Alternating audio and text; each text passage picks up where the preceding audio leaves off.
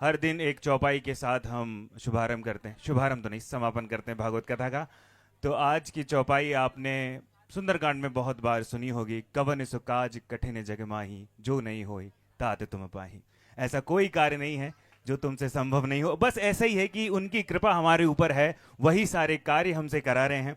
और बहुत सारे आज वर्णन आपने सुने भागवत कथा प्रसंग में। सांदीपनी आश्रम का भी एक वर्णन आपने सुना होगा जो हमारे उज्जैन में है। उस प्रसंग में भगवान परशुराम जो है, परशुराम भी आते हैं। और हमारे भारतीय संस्कृति में चिरंजीवियों का भी वर्णन है जो आज भी जीवित हैं। हनुमान जी भी हैं, क्या काम है उनके, वो हर युग में आके दिखाते हैं। भगवान कृष्ण को सुदर्शन चक्र देने वाले कौन थे? भगवान परशुराम। जब कृष्ण लीलाएं कर रहे थे तब भगवान परशुराम ही आकर कहते हैं कि कन्हैया मुरली बहुत बजा ली, अब शस्त्र का समय आ गया है, शस्त्र उठाइए और वो कार्य करिए जिसके लिए आपने जन्म लिया है। अधर्म को मिटाने के लिए शस्त्र सुदर्शन चक्र उन्हें भगवान परशुराम ने दिया। एक बहुत अच्छी बात मैं इन लोगों के लिए कहना चाहूंगा कि माता जी कथा कहती हैं और उनके बाएं हाथ में भी कुछ लोग बैठे होते हैं जो पूरे टाइम एक्टिव हैं। आप देखिएगा, हमारे काका जी, एक बार जोरदार तालियां उनके लिए भी बनती हैं, जो संगीत से पूरे भाव बदलते रहते हैं हमारे बीच बीच में। जब जब आज बहुत सारे मार्मिक चित्रण थे, आपने देखे होंगे। जब भगवान कृष्ण अपनी माँ से मिलते हैं, माता जी ने बताया 11 साल बाद जब माँ से मिलते हैं, तब बहुत सुंदर संगीत काका जी ने दिया था। उनके बगल में दो भाई बंधु भी बैठे हैं जो एक आधुनिक तबले के साथ हैं और एक प्राचीनतम तबले के साथ हैं। दोनों तबला वादक हमारे बीच बैठे हैं, उनके लिए भी जोरदार तालियां बनती हैं। तो बहुत सुंदर संगीत में भागवत कथा का आयोजन यहाँ चल रहा है। और शब्द जब संगीत से जुड़ते हैं तो पूरा भाव बदल जाता है। जब वो भाव चल रहा था तो माता जी की आंखें भी सजल थीं जब भगवान कृष्ण अपनी माता से मिलते हैं कि कितना समय लगा दिया। हर साल जब कृष्ण जन्म की अष्टमी आती है तब तब तब याद आते थे तुम कन्हैया, और आज आखिर जब कंस वध हुआ और उसके बाद वो मिले। आज लाइट गई थी क्या? एक दो बार नहीं गई ना? मैंने कहा था ना, कंस जिस दिन मर जाएगा उस दिन लाइट नहीं जाएगी। तो आज कंस वध हुआ है, उम्मीद करते हैं कल भी ऐसा ही रहेगा। कोई और शक्ति आएंगी तो अभी कलिकाल चल रहा है, आएंगे कल की, वो भी मिटाने के लिए, है ना। और एक बहुत अच्छा संदेश आज हमको मिला कि बिना प्रेम की भक्ति बांझ के बराबर है ना। तो भक्ति में अगर प्रेम नहीं है तो वो किस काम की भक्ति। तो जब भी भक्ति कीजिएगा प्रेम के साथ कीजिएगा।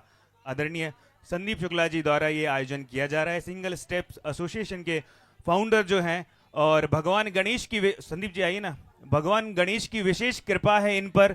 और ऐसे सौभाग्य हम सभी को मिलते हैं कि हम यहाँ से मंच संचालन कर पाते हैं। बहुत सारे बच्चे हमारे साथ जुड़ पाते हैं जो अपनी अलग अलग प्रतिभा का प्रदर्शन कर पाते हैं, कभी नृत्य उत्सव के माध्यम से, कभी गायन, कभी कविता। और आज है चित्रकला प्रतियोगिता, जो बच्चे चित्र बनाते हैं उनका आज स्वागत किया जाएगा। और संदीप जी बहुत बहुत धन्यवाद जो गौ की सेवा भी कर रहे हैं। संदीप गुप्ता जी भी हमारे साथ हैं, दोनों भाई संदीप नाम है दोनों के, दोनों मिलकर एक गणेश उत्सव में और एक गौ चरणों में अपनी सेवा प्रदान कर रहे हैं। तो गौ माता के महत्व के बारे में 10 दिन में हमने बातें की हैं, आज 9वां दिन है। और 10 दिवसीय संकल्प के तहत गौ माता की सेवा की जाती है, उन्हें चारा ग्रास आदि दिया जाता है ना।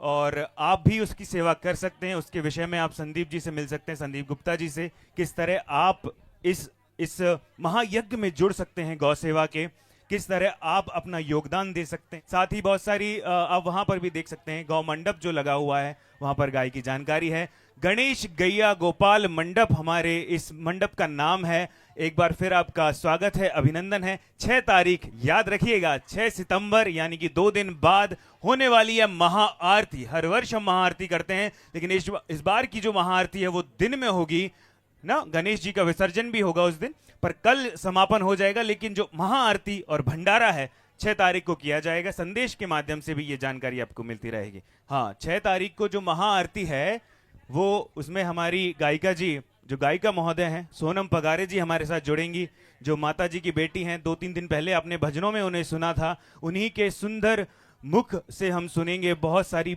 आरतियां जिन्हें हम महाआरती कहते हैं। जब बहुत सारी आरतियां भगवान की सम्मिलित होती हैं एक साथ तो वो महाआरती बन जाती है। और महाआरती में आप किस तरह सहयोग दे सकते हैं वो भी आपको संदेशों के माध्यम से बताया जाएगा। तो महाआरती में भी जुड़िएगा। बच्चे का जन्म होता है और अगर वो माँ का दूध नहीं पी पाते हैं तो पहले कहते थे कि गाय का दूध पिलाइएगा। तो उसके अंदर की जो पोषण है वो उनकी कमी पूरी हो जाएगी। चलिए, आज की कथा यहीं समाप्त होती है, थोड़ी देर में फिर मिलेंगे। सभी को राधे राधे, जय श्री राम, धन्यवाद धन्यवाद धन्यवाद।